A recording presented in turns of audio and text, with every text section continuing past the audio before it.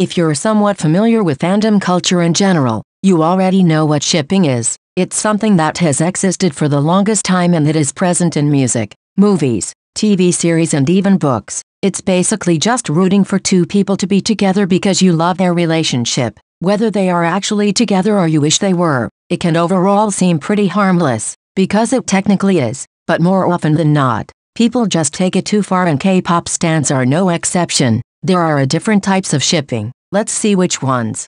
I think there are substantially two types of shipping. Type number 1, shipping two people as friends, meaning that you like their friendship and the way they interact with each other. You like their bond and you tend to enjoy watching them together because you appreciate how close they are as friends. We can say that this is the most harmless type of shipping. Actually, this isn't even really shipping. It's mostly just appreciating a friendship and appreciating how much two friends care for each other. Then the second type of shipping involves a romantic component. You believe two people have feelings for each other and you are fond of their relationship. In this case, you speculate that there might be romantic feelings involved and you no longer ship these two people as friends, but as lovers. This second type of shipping is the type that can usually become problematic if taken to the extremes. But shipping someone romantically is not always wrong, so let's see in which cases it can be okay.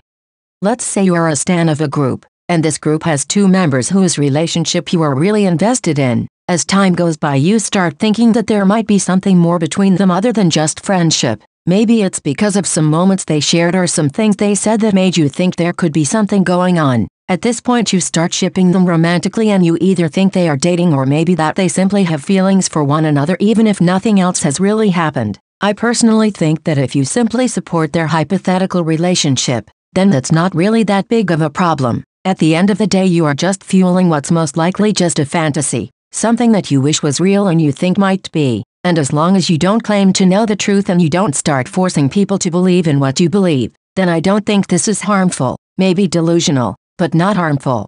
Shipping stops being okay the moment you let your delusional side get the best of you. The moment you no longer just think that two people might be into each other but you are straight up convinced. That is the moment where problems begin. That is the moment when you will start obsessing over the relationship, looking for evidence to support your theory, looking for other fans to validate everything. Other fans that are gonna be willing to believe in what you believe in. There are so many videos here on YouTube that are supposed to show evidence of idols being in love with each other. There are also endless Twitter threads about proofs of a relationship being real. Just look at some examples like Jungkook and V from BTS, or Jennie and Lisa from Blackpink. Fans overanalyze every moment they have, just to then use everything as proof of their delusional theories. If I'm not mistaken, V has spoken about how uncomfortable he feels when he sees fans shipping him with Jungkook, and this is a very clear indicator of shipping being taken too far. This reminds me so much of the whole Larry situation, when fans used to ship Harry Styles and Louis Tomlinson of One Direction,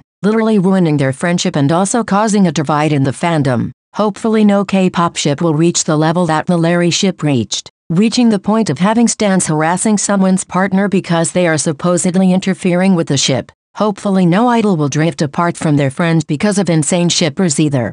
So far we have discussed shipping between idols from the same group, but straight ships are also pretty popular in K-pop, and honestly they can be just as pathetic and annoying as queer ships if taken too far. The problem with straight shipping is that it doesn't help normalizing male and female idols interacting at all. It's almost as if a female idol and male idol couldn't interact as colleagues or as friends without someone having to make things weird. I'm tired of seeing K-pop stans always questioning friendships between male and female idols, insinuating there might be something more. I mean, it can definitely be possible for them to have feelings for each other, but it's not your place trying to prove they are secretly dating and things like that, because if they were secretly dating and they saw everyone trying to expose them, then it would make things super hard for them. And on the other hand, if they were genuinely just friends, I'm sure it would be incredibly annoying seeing people pushing a romantic narrative onto their relationships. Interactions between male and female idols are not that common in K-pop, and if we want them to be normalized, if we want to see boys and girls interacting freely, we have to stop obsessing this much over every single interaction, going as far as saying they must be dating just because they looked at each other for half a second, or just because they happened to be in the same room.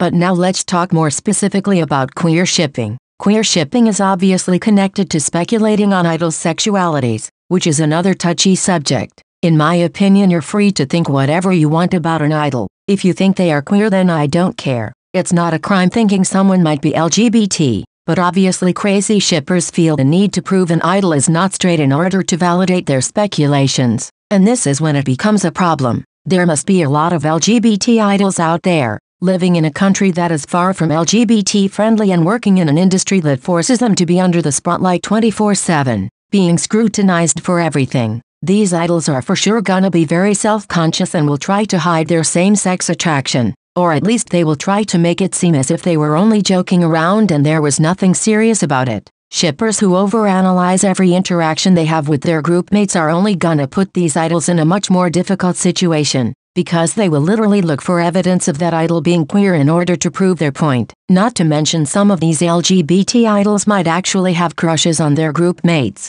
I mean, come on, I'm bisexual and I know that if I was an idol and I was part of a girl group full of pretty girls, I would probably have at least a bit of a crush on one of my members, and seeing everyone desperately trying to prove the fact that I'm crushing on her would be absolutely terrible. So what I'm trying to say is that being LGBT while being a K-pop idol is already hard enough, let alone if someone develops an obsession about the way you interact with your friends, fetishizing your sexuality and your relationships for their own entertainment. What's sad is that there are already a few examples of ships that went too far. For example, Jungkook and V from BTS. Now, I don't keep up with BTS, so correct me if I'm wrong, but as far as I know, these shippers are pretty deranged. So much that I've seen them hating on the other members for supposedly getting in the way of Jungkook and V's relationship, which is absurd, and I genuinely hope the friendship between the members will not suffer from this in the long run.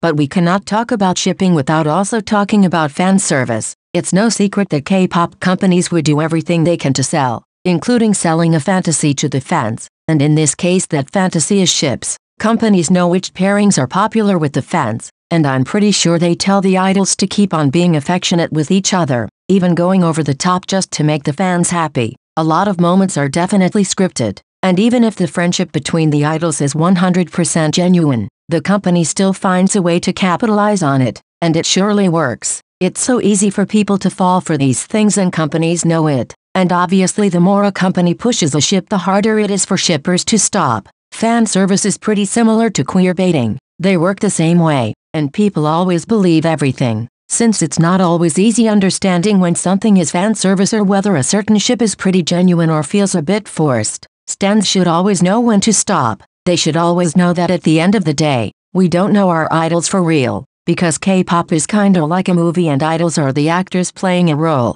They are supposed to fit a role and stick to it. Of course there are a lot of beautiful and genuine moments as well, but there is always something that's scripted and you can't fall for it.